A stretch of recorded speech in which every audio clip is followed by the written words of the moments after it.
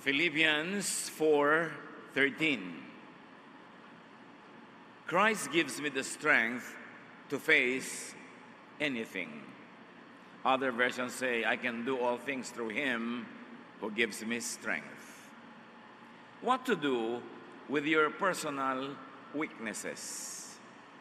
Maraming kahinaan ng tao o maraming ginuguni-guni na kahinaan, ano ang marapat gawin dito? Panginoon, salamat po dahil kayo ang aming lakas. Salamat sa inyong paglilinis.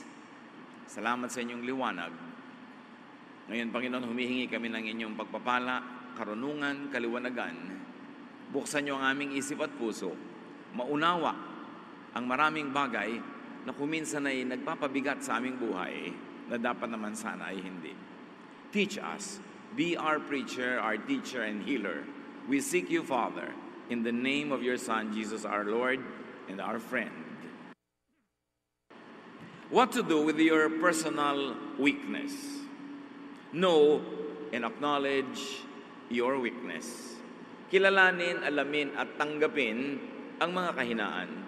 Romans 7:18, I know that my selfish desires won't let me do anything that is good. Even when I want to do right, I cannot. Yan ang sinasabi ni Pablo, kahit gusto kong gawin ang tama, hindi ko nagagawa. Kahit anong mabuting gawin ko, hindi yun ang aking laging nagagawa. Kinikilala ang kahinaan, kinikilala maging ang pagkakamali.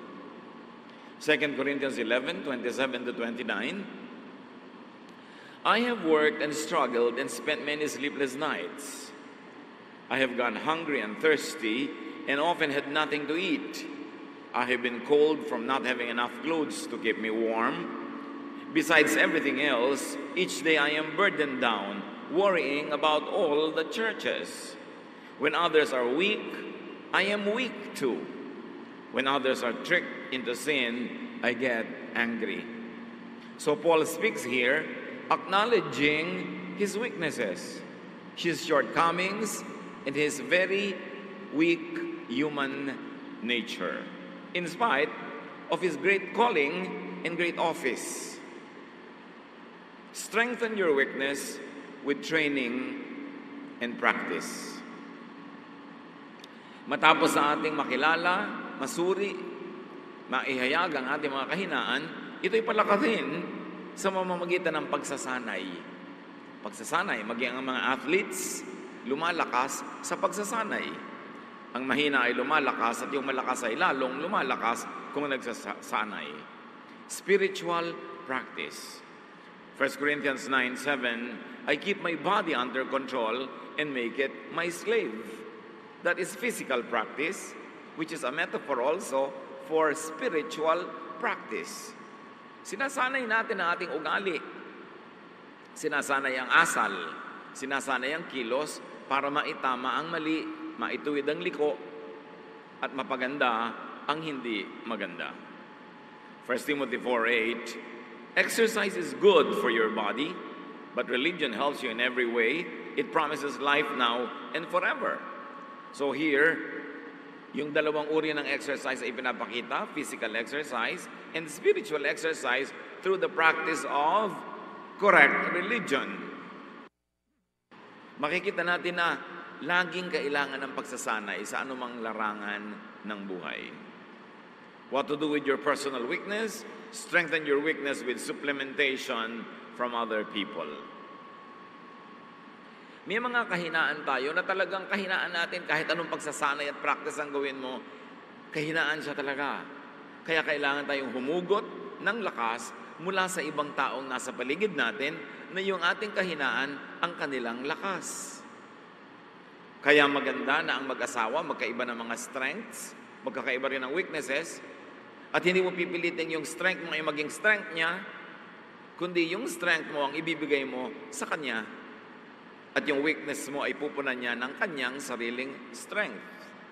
Hindi kailangan magkamukha kayo para kayo magkasundo, mas magkaiba, mas tugma, kasi magkakatulungan kayo sa mga kahinaan. Kung meron tayong kapatid na napakagaling sa isang larangan ng buhay, siya ang ating aasahan, at sa ibang larangan naman aasa siya sa atin. This is the very concept of the church. Iba-ibang gifts, iba-ibang kakayanan, iba-ibang karunungan, iba-ibang mga katangian, pinagsasama-sama para magkatulong-tulungan.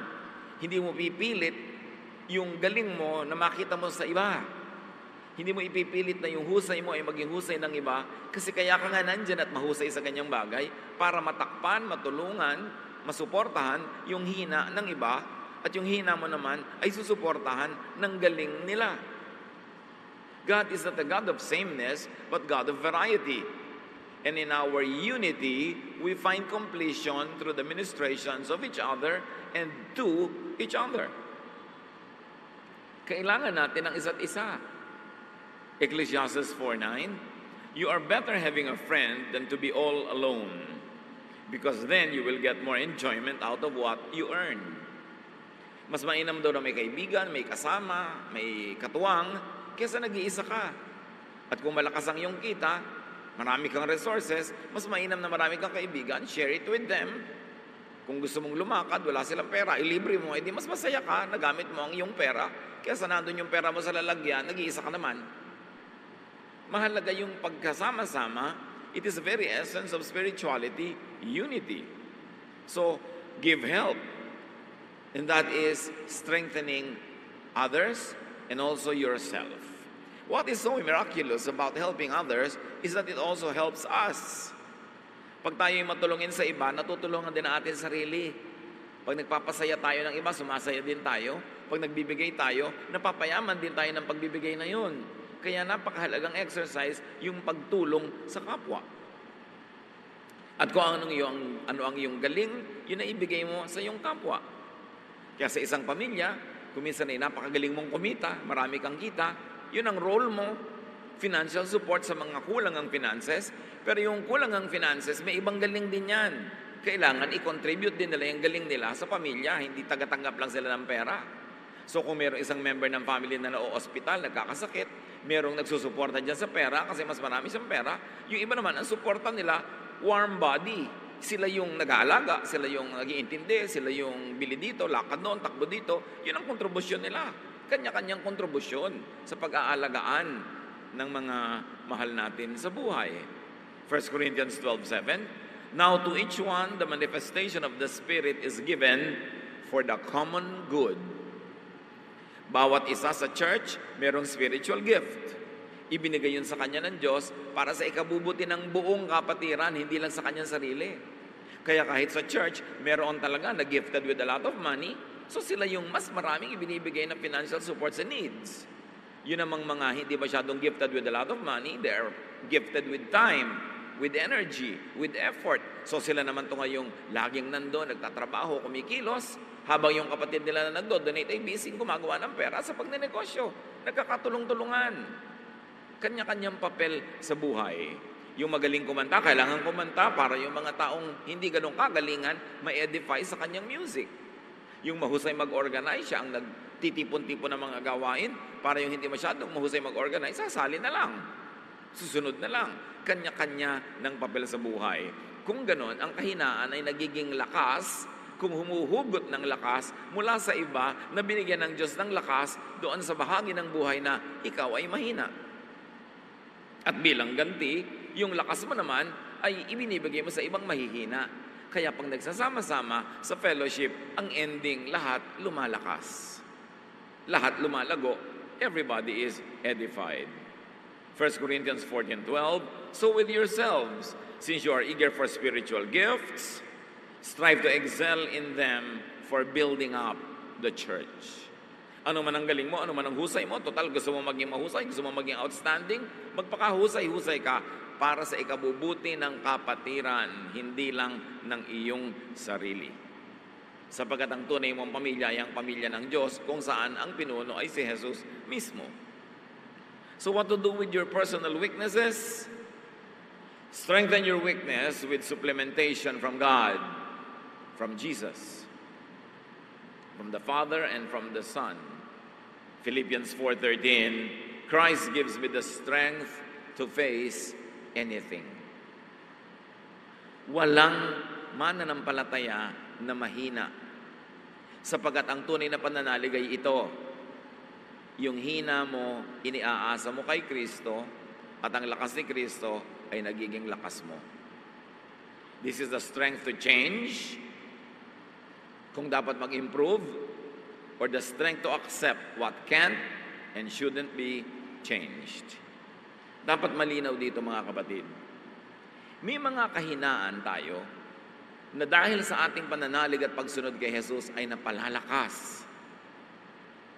Pero may mga kahinaan tayo na dahil sa pananalig natin kay Jesus ay di na pinipilit palakasin, kundi iniaasa sa pag-ibig, pagpapatawad at walang patakarang pagtanggap ni Jesus.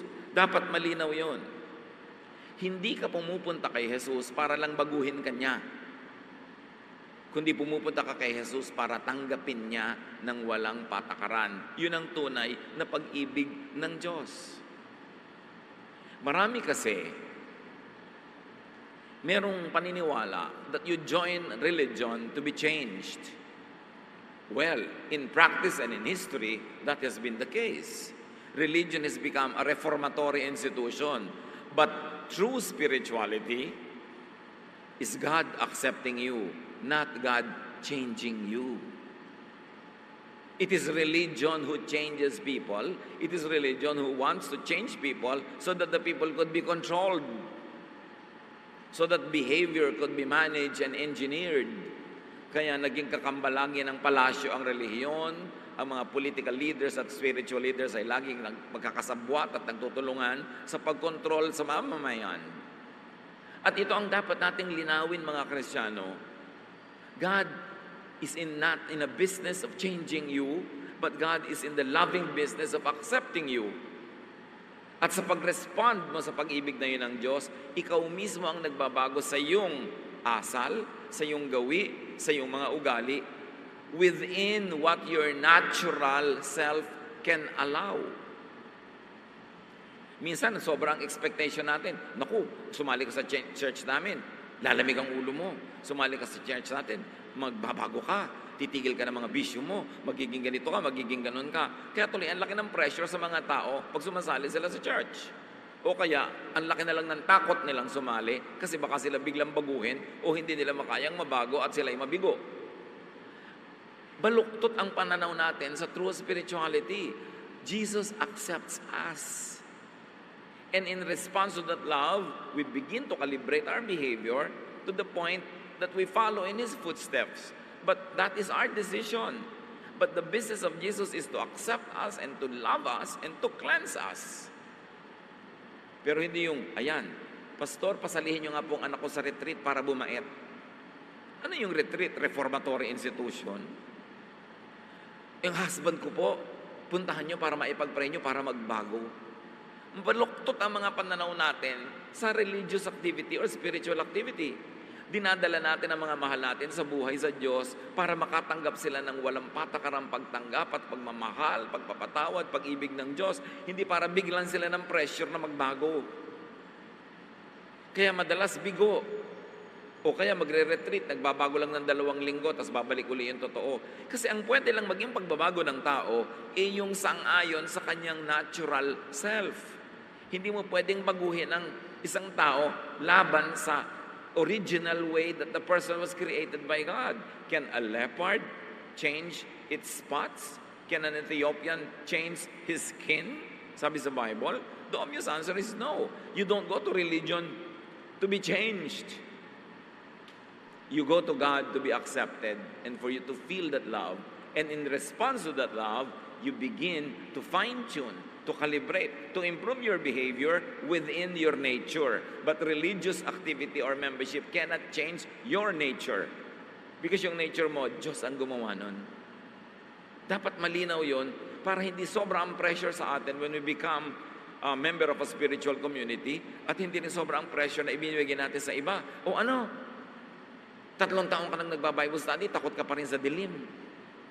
We expect people to change overnight just because nagbukas ng Bible, just because umattend ng church. O ano? Sunday school ka ng Sunday school dyan, malululain ka pa rin, may phobia ka pa rin, natatakot ka pa rin. Tuloy sobrang pressure ang binibigay natin sa kapwa at marami napipilitang magpanggap para lang magmukhang oo nga, nagbago na sila. Tapos pag lumabas yung totoo nila uli, Machichismis, nagbabackslide. Kaya napaka-oppressive kasama ang mga baluktot ang mga pananalig. Ang hirap nilang kasama kasi hindi nila naiintindihan na ang Diyos ay nagpapatawad, hindi nagbabago ng tao. Kasi kung ang Diyos ang nagbabago ng tao, di Diyos dapat ang managot sa lahat ng hindi nagbago. Kasi siya pala ang nagbabago ng tao, di lahat ng hindi nagbago, siya ang may gawa. No, God accepts and loves us. Warts, wounds, scars, and all. That is the love of God through Jesus that even Christians do not understand. Sobra tayong nagiging legalistic. Member ka na dito, dapat ganito ka na, dapat ganun ka na, dapat ganun ka na. Puro mga panlabas at mga behavioral changes ang inaatupag natin, samantalang ang business ng Diyos ay mag-heal, magpagaling sa pamamagitan ng pagtanggap, pag-ibig, pagpapatawad. Pati si Pablo, na napakalaki ng ministry, maraming mga hindi na bago sa kanya. 2 Corinthians 12, 6-9. Even if I should choose to boast, I would not be a fool because I would be speaking the truth. But I refrain so no one will think more of me than what is warranted by what I do or say, or because of those surpassingly great revelations. Si Pablo, dinala ng Diyos sa ikatatlong langit, to the third heaven. Binigyan siya ng mga revelation na hindi nabigay sa mga original 12 apostles. Ang dami-dami niyang nalaman na higit sa nalaman ng mga kasama ni Jesus at susunod-sunod sa kanya sa earthly life ni Jesus. Pero sabi niya, kahit ganitong surpassing ang revelation na binigay sa akin, marami pa rin akong weaknesses. Marami pa rin akong hindi na bago. At yun ay tinatanggap ko na lang at iniaasa ko na lang yun kay Jesus. So, but therefore, in order to keep me from becoming conceited, I was given a thorn in my flesh, a messenger of Satan, to torment me. Walang lubos na nakaunawa kung ano yung thorn in the flesh. Pero ang sinasabi ni Pablo, meron akong kahinaan, meron akong kapintasan, meron akong pagdurusa na inihalalapit ko sa Diyos na alisin niya, pero hindi niya inalis. Sa kabila ng katotohanan na ako'y binigyan niya ng great revelation, napakahusay ng ibinigay niya sa aking ministry, pero sabi niya, sa makatuwid, pinanatili ng Diyos itong aking matatawag ng ibang kapintasan o kahinaan para ma-check ang pride ko. Kasi sobrang ibinigay sa akin na spiritual gift. So binigyan ito ng kapintasan o kahinaan, maging kapintasan sa tingin lang ng iba, para hindi naman ako sobrang yumabang. Para may weakness pa rin ako. Para ako'y laging umaasa sa Diyos. Sabi niya, 3 times, I pleaded with the Lord to take it away from me. But He said to me, my grace is sufficient for you, for my power is made perfect in weakness. Therefore, I will boast all the more gladly about my weaknesses, so that Christ's power may rest on me. Ang linaw. Sabi niya, napakadakila ng ministry ibinigay sa akin, ang katalinuhan, ang revelation na binigay sa akin, grabe. Pero sa kabila nun, meron namang ibinigay sa akin na kahinaan. At kiusap ko na ito 3 beses. Pero ang sagot ng Diyos, hayaan mong manatili ang iyong kahinaan para aasa ka pa rin sa akin. Kahit napaka-great ng gift sa iyo, kahit napaka-great ng ministry sa iyo, aasa ka pa rin sa pangunawa, aasa ka pa rin sa kabaitan ng kapwa. Kasi meron kang kahinaan o kapintasan. It was part of the package. Hindi yun inalis ng Diyos. So huwag niyong asahan na kung mo lang kayo ay lumapit kay Jesus, tumanggap kay Jesus, naging member ng isang religious community, ay lahat ng weaknesses ay matatanggal. Meron kang sinasadya ng Diyos na iwan doon para wag kang yumabang, para lalo kang umasa sa Kanya, tulad kay Paul. 2 Corinthians 12:10, yes, I am glad to be weak, if it is for Christ, because when I am weak, I am strong. Sa inyo, may kahinaan ako. Mayroong kulang, may kapintasan, pero habang iniaasa ko sa Diyos yon, nagiging lakas ko yon. Kasi yun ang nagiging entry point ng Diyos sa buhay ko. Mahirap kasi maging entry point ng Diyos sa atin yung ating strength, lalo't kung napapayabang na tayo, nagiging mapagmataas. Pero yung weakness mo na lagi mong iniaasa sa Diyos, yun ang pinakamadaling entry point ng Diyos into your life. So, don't expect yourself to be strong in every area, and don't expect others to be strong in every area, because in God's infinite wisdom, He has allowed this thorn in the flesh, not only in Paul, but in many of us. At doon tayo aasa sa kanyang pag-ibig, sa kanyang pagtaguyod, at sa kanyang patuloy na pagmamahal. Then after doing what you could to change or to improve, accept your weakness. Meron tayong weakness, i-identify mo yan. Magpa-practice ka, gagawin mo ang iyong magagawa para yan ay mag-improve, para yan palakasin. Pero kung nagawa mo na yung sagad, nagsikap ka na baguhin ang isang bagay, palakasin ang isang kahinaan, at kahinaan pa rin yun, pues tanggapin mo na part yon ng iyong buhay, at magiging part yon ng iyong definition of who you are, at maaaring maging springboard pa yon for your ministry. 2 Corinthians 12:7, of course I am now referring to the wonderful things I saw. Out of Satan's angels, one of Satan's angels was sent to make me suffer terribly so that I would not feel too proud. Another version saying the same thing, sabi ni Pablo, naku, may kahinaan pa rin ako talaga, at yun ay tatanggapin ko na, at maaaring yan ang maging sanhi para hindi naman ako maging mayabang. So maging mga dakilang mga alagad ng Diyos, may mga thorn in the flesh, may kahinaan, at kung gusto bang alisin nyo ng Diyos, hindi ba niya maalis? Pero kung nandun pa rin yun, kalooban ng Panginoon. Ito ang isa nating dapat maintindihan at matanggap, na may mga weaknesses ang tao na hindi Diyos ang mag-aalis sapagkat siya ang pumayag na nandun yun. Mahiwaga ang paraan ng pag-iisip ng Diyos at hindi natin siya dapat itulad sa ating mga tao. Na kung tayo lang ang Diyos, babaguhin natin ang lahat ng tao. Pero hindi ganun ang ginagawa ng Diyos. At mas malinaw yon, mas luluwag sa ating dibdib na tanggapin ang ating mga sarili at ang ating kapwa. So accept yourself as God created you. Matapos mong sikapin na improvein ang sarili, pero kung hanggang doon lang talaga ang nangyayari, accept yourself. Accept your natural self. And this is what it means to have the peace of Jesus. Habang nakikipagtunggali ka sa iyong sarili, habang nire-reject mo ang iyong sarili at ang iyong kapwa, hindi ka magkakaroon ng kapayapaan. Laging hati ang iyong loob at laging meron kang agam-agam. Pero ang sabi ni Lord, my peace I give to you, not as the world gives, do I give. Ganon. Do not be afraid. Do not let your heart be troubled. I have overcome the world. So yung mga kahinaan natin, yun ay charge to Jesus. Yun ang ibig sabihin na meron tayong tagapagligtas. Hindi tayo ang nagliligtas sa ating sarili. So, real Christian spirituality is not a reformatory institution. It is acceptance because of love, because of the love of God.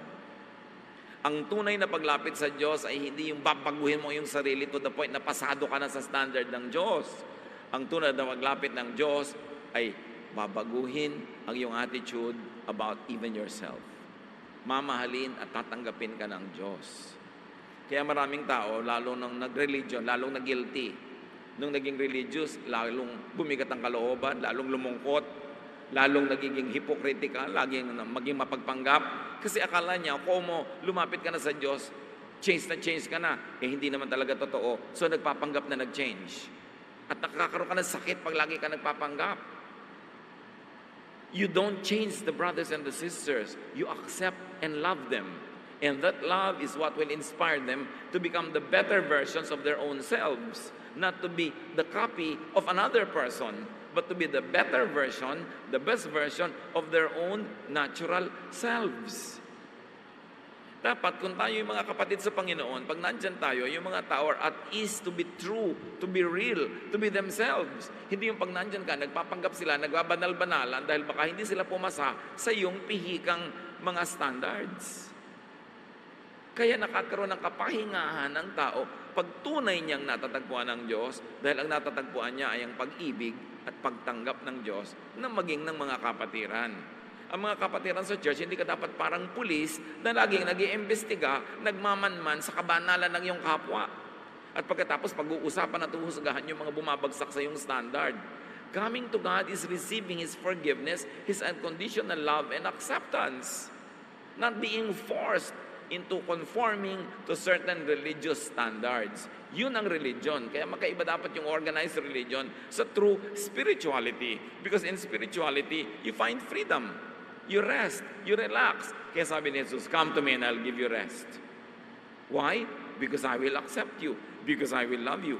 And that is the same thing you should give to your brothers and sisters. Rest. Hindi yung binubuli-buli mo, pinipilit-pilit mo na sumunod sa mga kabanalan at guni-guni mo na mga imposibleng mangyari this side of eternity. So accept yourself as God created you, and then you will be free, and then you will find rest, and then you will have peace, and then you will be inspired to love others as well. Psalm 139:14, I praise you because of the wonderful way you created me. Everything you do is marvelous. Of this, I have no doubt. And everything includes yourself and myself. Ang tunay na espiritualidad, hindi mo pinipilit baguhin ang iyong kapwa, kundi natatanggap mo siya ng may pag-ibig, pangunawa, pagmamahal. At yung pag-ibig na yun ang magbibigay sa kanya ng inspirasyon na ayusin, ituwid ang liko, at magbago ayon sa kaya ng kanyang naturalesa. Pero hindi mo pwedeng baguhin yung nature. Kailangang ipanganak na uli at ulitin ang design. So, God does not change people. Kung may babaguhin ng Diyos, mga paminsan-minsan, himala. Pero don't expect that. Hindi yung, ayan, sumali ka na sa amin, dapat magbago ka na. Dapat sumali ka na sa amin, therefore tatanggapin ka namin. Yun. Hindi baligtad. God accepts and loves people. It is people who change their behavior as much as their nature would allow. It is people who decide to change their lifestyles as a response to stimulus, very especially to the stimulus of love. Kung binabago ng tao ang lifestyle niya, dapat response niya sa pag-ibig ng Diyos, hindi response niya sa takot na madisiplina at matiwalag. Kasi takot lang yun. Walang kwenta yung ginagawa out of fear. So, importante nating isipin yan, when people become spiritual and change, it is usually in response to God's love, not to disciplinary measures of the church. Panglabas lang yon, nagiging pampaimbabaw. It is always important. So live with and live in spite of your weakness. Kung nagawa mo na ang project mo, na-improve ang sarili, ayusin, at hanggang doon lang yon, pues itahimik mo ang iyong puso, live with it. And live in spite of it. At laging ipaalala sa sarili ang Philippians 4:13, I can do all things through Him who strengthens me. Yes, that is my weakness. But because of Christ's love, that also becomes my strength. Because now, in this weakness, I put Jesus, I put His love, I put the love of God the Father, and then that becomes a strength. Not my strength, but the strength of God through Jesus that I enjoy because Jesus is in my heart. And then focus and operate on your strength. Mga kapatid, ang binibigyan natin ng focus sa ating kapatiran ay hindi yung mga kasalanan at kakulangan ng kapwa, kundi ano yung mabuti at maganda sa kanila, at yun ang itanghal, yun ang itaas, at yun ang i-celebrate. Philippians 3:13, my friends, I don't feel I have already arrived, but I forget what is behind, and I struggle for what is ahead. Kinakalimutan ko na yung tapos na. Ang sinisikap ko na lang ay yung darating pa. Pagkatapos ang hilig-hilig ng mga Kristiyano mag-testimony na uungkatin, bubulat-latin ang lahat ng baho nung nakaraan pa. Bakit pa? It is a Western psychology. Ang mga Western people, mahilig silang bulat-latin yung past para magkaroon sila ng catharsis, para magkaroon sila ng luwag ng dibdib. Kaya ako, Kristiyano na ngayon, ito ang dati kong buhay, ito mga pinaggagawa ko. Hindi bagay sa ating mga Pilipino yung ganoon kasi meron tayong pangingimi na salingin at galawin yung mga ganoong masasela na mga bagay. Sa pagkopya naman natin sa mga Amerikano, pati yung mga testimony nila, ginagawa natin sa mga churches na pagchichismis ang katuloy pagkatapos. At pagkatapos, pagka napabalik ka sa dati mong buhay, machichismis ka na mag-backslide. Kaya hindi tayo mahilig yan sa mga testimony. Why celebrate and why make a big deal out of what's already past? Charged to the cross, it's finished. Sabi ni Paul, yung tapos na sa akin yan. Iniiwan ko na yan. Ang inaatupag ko yung darating pa. Napakahalaga na suriin din ang mga pinaggagawa natin sa mga churches. Ito ang aking buhay. Ito ang mga karumihan ko. Ito ang mga pinaggagawa ko. Bakit pag-uusapan pa mga ganon? Mga Amerikano mahilig doon. Pero hindi natin kailangang kopyahin yun. Hindi yun bagay sa kultura ng mga taga-asilangan. Sensitive kasi tayo sa ganung mga bagay. Ephesians 4:28-29, sabi niya, total, nasa Panginoon ka na. If you're a thief, quit stealing. Be honest and work hard so you will have something to give to people in need. Stop all your dirty talk. Say the right thing at the right time and help others by what you say. So ang mga pagbabago dito, behavioral, yung actual things that people do, pero hindi binabago yung kaloob-looban ng kaibuturan ng iyong puso. Kung talagang mahilig ka na kumain ng ganito, hindi kailangang baguhin yon. Kung talagang ikaw ay artistic, hindi kailangan tanggalin yon. Kung hindi ka artistic, hindi kailangang palitan yon. Yung basic nature mo, hindi yun binabago. Ang binabago lang natin yung outward behavior, especially that which affects people in a negative way. So sabi, kung dati ka magnanakaw, tumigil ka na magnakaw. Baliktarin mo yon, magtrabaho kang mabuti, sumobra ang kita mo, tumulong ka sa mga nangangailangan. Dati kang gumagawa ng mga mali, itama mo na para imbes na nasasaktan mo ang kapwa, ay natutulungan mo sila. Pero yung ikaw bilang isang tao, yung kaibuturan na yung kalooban, hindi binabago kasi Diyos ang nagbigay nun. We should know what can be changed and improved, and we should know what should be accepted and even celebrated para magkaroon tayo ng katahimikan sa ating puso. Accept others as God created them. So you don't accept only yourself, but others as well. Ephesians 2:10, God planned for us to do good things and to live as He always wanted us to live. That is why He sent Christ to make us what we are. So pag na-appreciate mo na nilikha ka ng Diyos, at kung may pinayagan siyang sa tingin ng iba ay weakness, ay nandyan pa, ma-appreciate mo pa rin yun na merong katuturan at kabuluhan yun, din mapapayapa ang iyong loob. And you will stop struggling with yourself all the time. John 13:34-35, but I am giving you a new command. You must love each other, just as I have loved you. If you love each other, everyone will know that you are my disciples. Walang sumama kay Jesus na sinabihan niya, aba, magbago ka muna bago ka sumama sa amin. Perfect ka ba bago ka sumama sa amin? Wala ka bang kasalanan? Tinanggap niya ang lahat.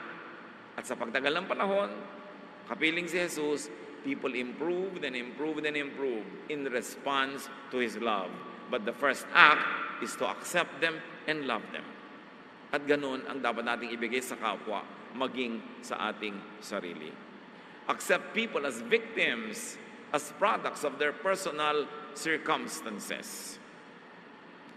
Marami mga tao kaya sila nagkaganyan, biktima. Luke 19, verse 10, the Son of Man came to look for and to save people who are lost. So you begin with that people are lost. And Jesus seeks them out to find them, to love them, to heal them, not to change them. Minsan may nadaanan ako isang Christian bookstore nakalagay, books that will change your life. Yun agad ang idea natin, come here and be changed. Yun ang idea ng religion Pero si Jesus, come and I'll accept you as you are. And then, you can become the better version of yourself in response to my love, in response to the strengthening that you will receive. But being changed is not a requirement. Meron pa ngang sobrang mga conservative churches, magpapa-youth camp, yung mga member nila magdadala ng pinsan, kaibigan na youth, tapos nire-reject nila dahil hindi nila gusto yung suot, hindi nila gusto yung kulay ng buhok ng kabataan, hindi nila gusto yung itsura. Aaten pa lang ang gusto mo, mukhang santo na. Ganun ang mga religion. Kaya yung mga tao ayaw na tuloy, natatakot.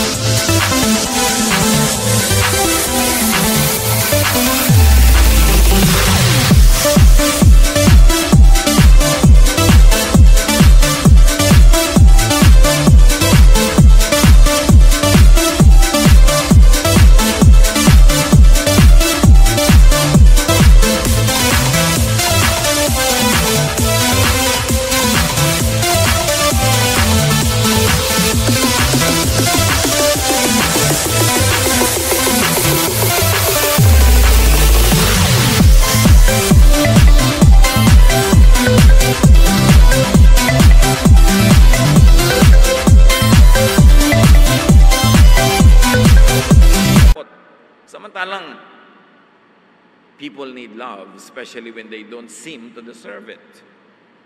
Hindi sa simula pa lang pinipili mo na agad. That is the way of the Pharisees. Laging nanguhusga, laging hindi ka pwede, hindi ka banal enough.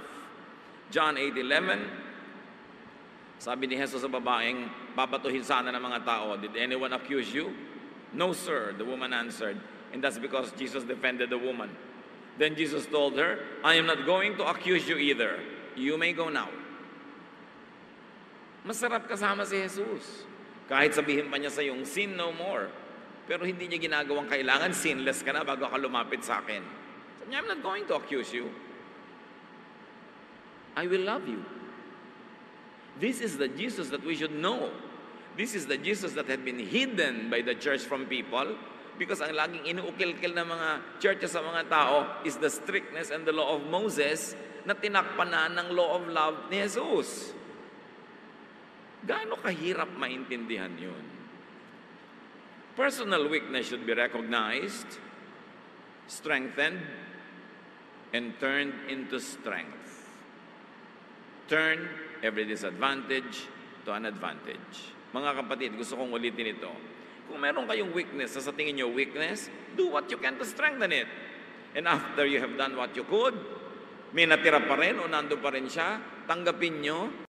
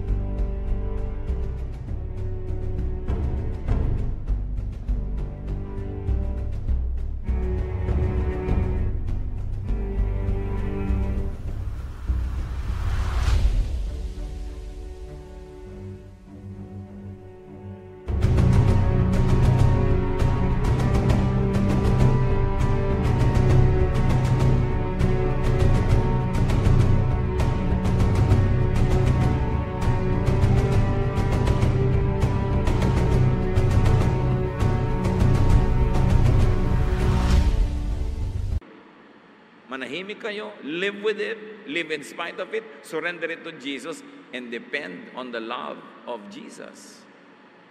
Ephesians 4:31-32, stop being bitter and angry and mad at others. Don't yell at one another or curse each other or even be rude. Instead, be kind and merciful, forgive others, just as God forgave you because of Christ. So you apply this to other people and apply this to yourself. Let the love of God through Jesus prevail. Personal weaknesses should be accepted and lived with after you have done what you could to improve on them. Ecclesiastes 3:11-12, and he puts questions in our minds about the past and the future. I know the best thing we can do is to always enjoy life. Do not problematize life. Do not over-problematize even your perceived weaknesses. Surrender it to the Lord and it will become a strength. Or surrender it to the love of Jesus and you will find acceptance and you will also find self-acceptance. Enjoy life because of your strength. Enjoy life in spite of your weaknesses. God loves you anyway. God loves you anyhow. And this is the peace of Jesus. Dear God, teach us to identify correctly our weaknesses, surrender them to you, get strength from you, O Lord, and improve ourselves. And in areas, O Lord, where our weaknesses remain in spite of what we try to do, teach us to be at peace with ourselves, to accept ourselves and others, and to go on living, focus on our strengths instead, and focus on the strength of others also. Patawarin mo kami, Panginoon, kung kami nagiging mapanghusga sa kapwa, maging sa aming mga sarili. Turuan mo kaming umasa, manalig sa inyong pag-ibig, sa inyong pagtanggap. At itong pag-ibig at pagtanggap na ito, ang siya rin naming magamit na pamantayan sa pakikipagkapwa. sa pakikitungo sa aming mga kapwa-tao. Turuan mo kami, Panginoon, na mapanatag ang loob, na matapos ang aming pagsisikap to keep improving, matanggap namin yung mga areas that will remain what is called a weakness. And that is where we depend on you, on your forgiveness, on your love, on your care, and on your support. Father, teach us to be restful, to be peaceful about ourselves and others. Pagbulay-bulayan natin ang kahulugan nito sa ating buhay, mga kapatid. Find very practical applications in your very own life, how you can find rest in spite of personal weaknesses. Lord, as your people remain silent before you, finish this message personally for each one. Speak to us. We thank you in the name of your Son, Jesus. Let's be alone with the Lord in silent reflection.